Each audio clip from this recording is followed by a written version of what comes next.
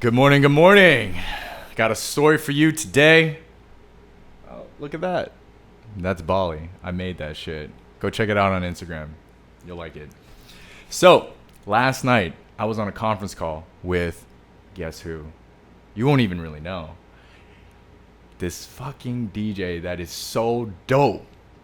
I won't name names, but never in my life did I think I'd ever connect with this dude on such a personal level. And it's not that I don't think that these people aren't humans. They're all just like us, going about their days or, work and have their needs and whatnot. But it's kind of cool to forge these types of connections over time. And so I'm here to tell you how it went down and what principles you can take away to be able to kind of do the same things for yourself. Because why not? Life becomes more interesting and fun that way. Last year at Burning Man, my buddy Dan, he was evangelizing the gospel of this DJ. This for you, Dan. And we ended up seeing him multiple times.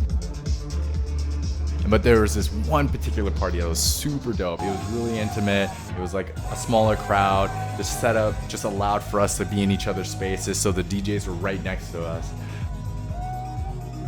So there were a couple times where we pinged back and forth and we're showing him some love, and we exchanged contacts. And after Burning Man, I shot him a text, didn't hear anything back. So it wasn't the warmest of intros, but whatever. A couple months later, this past February, I'm in Korea and I get connected with this person that does NFT advisory. So she invites me to NFT Seoul, meet a lot of cool folks there in the space. And coincidentally, Dan hits me up and he says, dude, this DJ just dropped an NFT. You gotta check it out. So he wanted me to buy it on his behalf because he was trying to figure out how to get it, through crypto. And the idea hit me. Why don't I message this DJ again? And so I asked Dan, hey, you mind if I hold on to this NFT for a bit? See what ways that I can connect with your idol, and I'll keep you posted. And he said, yeah, no problem. So, message DJ. He responds back, and he's ecstatic that someone had purchased his first NFT. And from there, I just started offering value. I said, hey, coincidentally, I've just connected with people who do NFT advisory. If that'd be useful for you and your future launches, we would be more than happy to connect you with these people. And he said, oh my God, yes, I would love that, blah, blah, blah, blah, blah. This is my first time. And so we exchanged messages back and forth for a little bit. He was traveling, he had shows, I was traveling, and we finally connected last night, maybe a month or two later.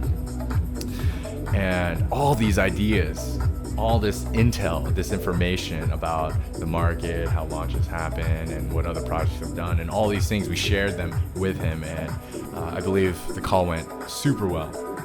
And there's so many possibilities that could stem from this now. It'd be really dope to be able to not only influence future launches in positive ways and make him happy and create this win-win. It'd be cool if I can introduce him to other people who, specialize in this domain and can make it even better and bigger. But also, I was like, yo, you got to come down to Puerto Rico and play at this club where Diplo just performed at last weekend. And he was like, oh man, that'd be dope. I love it, blah, blah, blah. So it's just cool to be able to make this world that much smaller and have these value exchanges where, we're able to help both sides of the party, maybe be able to be part of that as well. The principles that I want to share with you that allowed this to make happen, I'm going to share here right now. So the first was, a lot of times I've noticed that people, when they put something out there, they give value, they have a very short time frame in life. They expect things back immediately, and if not, they just drop things. They just are very return oriented. I do one thing nice for a person, if they don't do anything back, fuck them. Right? What I've learned is that the true definition of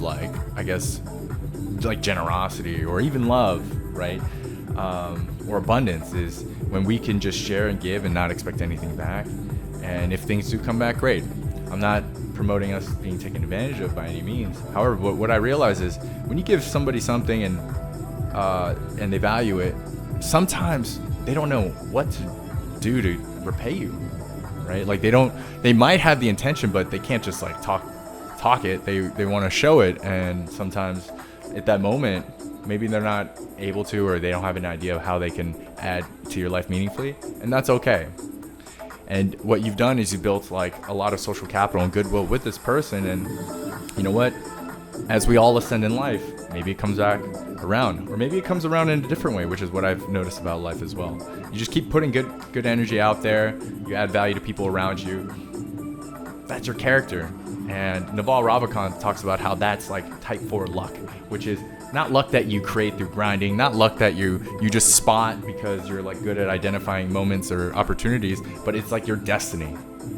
And people like working with people that they trust, that have good hearts, that they just give value, and it's okay to receive as well, right?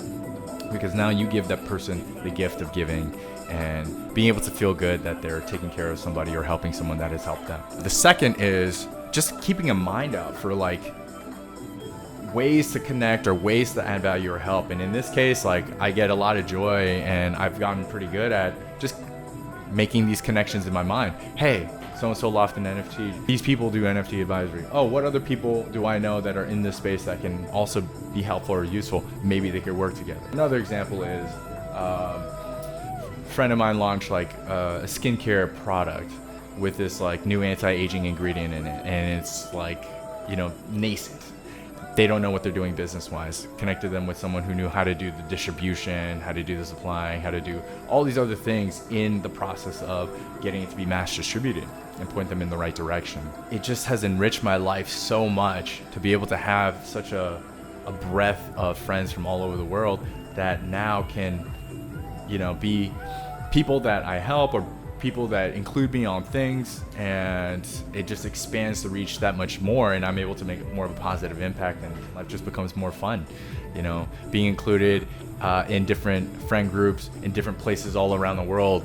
I've been able to see way more. I've been able to do things that I wouldn't have been able to do alone. The third piece is just removing the ego, because I've learned that ego gets in the way of greater things in life, and it's kind of sad. Like, you know, like people, I've noticed, especially like guys, for example, guys can be a little bit like scarce in certain things, or squabble over like fucking things like money and girls, right? Like things that shouldn't ruin potentially great long-term relationships where people are bringing their strengths together. For example, a story of this is I was in Ukraine during the pandemic, and there was a good friend of mine that had access to the high-end party scenes and like was super plugged in that way. There was another friend that was like more plugged with like the restaurants and like the gastro culture. And so when Ukraine shut down, he had the connections to be able to access these places secretly, right? And meanwhile, we were able to, with this friend, meet so many amazing people, very beautiful girls around around that region, and these guys just didn't get along. However, I was able to be included in both sides and just had such a great time. I would have been more than happy to bring them together, but you know what, for whatever reason, they had their differences. And I realized, man, what a shame, because like we could all ball out together. So what I realize is, if there's any part of that in you, just thinking about it from like a probability standpoint, it's like we create the best opportunities for ourselves by playing our hand as best as we can, which is oftentimes just letting go of our ego, putting good energy out there, giving value, making people laugh, and that's the type of right action that just stacks that type of luck in your favor. So I hope you like this story.